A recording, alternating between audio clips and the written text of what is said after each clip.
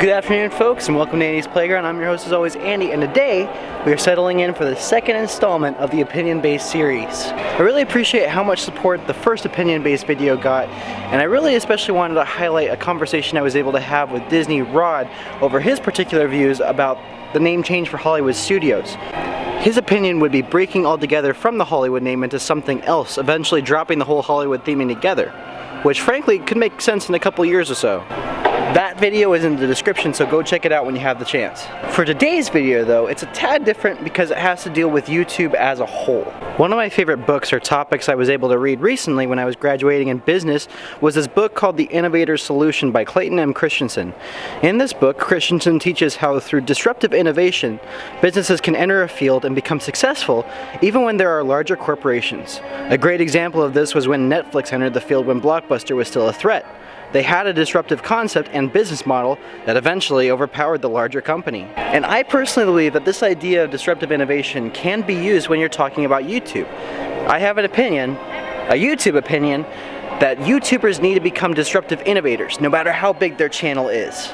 Now, I'm not saying to be disruptive like Logan Paul, those prank channels or something like that. I'm saying being disruptive in the way you create content and how you construct your channel.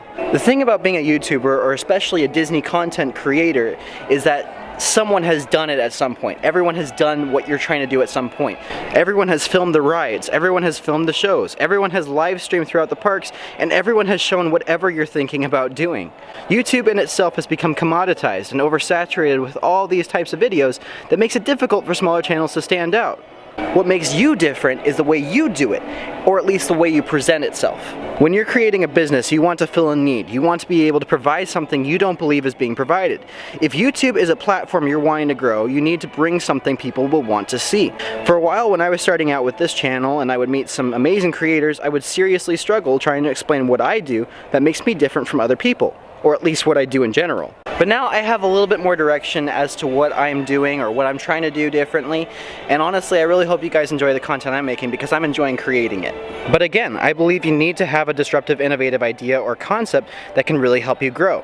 Not only will that help you as a channel stand out, but it's oftentimes more fun to do things you may not see others do in the same way. It gets rid of all the commoditization that YouTubers and especially Disney YouTubers are facing. And especially with all the legal issues involving COPPA, it's a way for you to still grow or think about your channel in a brighter light, which is the path and decision I'm sticking with this channel. Once a disruptive, innovative idea has been chosen and improved upon gradually, it can sometimes become a sustaining innovative idea. Like how Justin Scard grew his channel on Random Land until it eventually grew so high that he became a well-known YouTuber, especially in the Disney community. But instead of just doing what everyone else was doing, Justin kept with his style and continued to showcase places in a way that wasn't typically being seen. Justin's style is disruptive and is very unique on its own, and he continues to improve upon it. That's the type of innovation that I'm talking about that can really make a difference. But again, that's just my opinion. I hope this kind of explains what I'm trying to get at. Like, I'm trying to say, just because someone's done this, doesn't mean you don't have to do it. It's just saying, basically, you need to make sure that whatever you're planning on doing as a YouTuber, you need to make sure that you're doing it in a way that's one, unique to you, and one that you're not trying to copy someone else. Because you don't need to copy anyone else to be successful.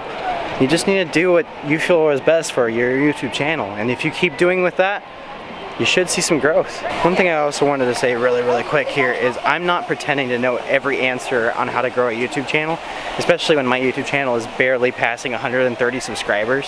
So I hope you guys don't think that I'm the know-it-all on how to grow a channel, because I'm still learning myself. But I want to know from you guys, what are some things you guys are doing on your channels that you want to be known for? What are those things you are doing that make you different and help you stand out? Do you have any opinions on how you think YouTubers can make a difference in growing their channels? Please let me know and start a discussion in the comments below. I'm sure this is a really great topic we can all learn more from. I'll be talking about my favorite conversation in the next opinion-based video, which should be coming out soon. But again guys, that's all the time I have for today. So until next time, I'll see you real soon.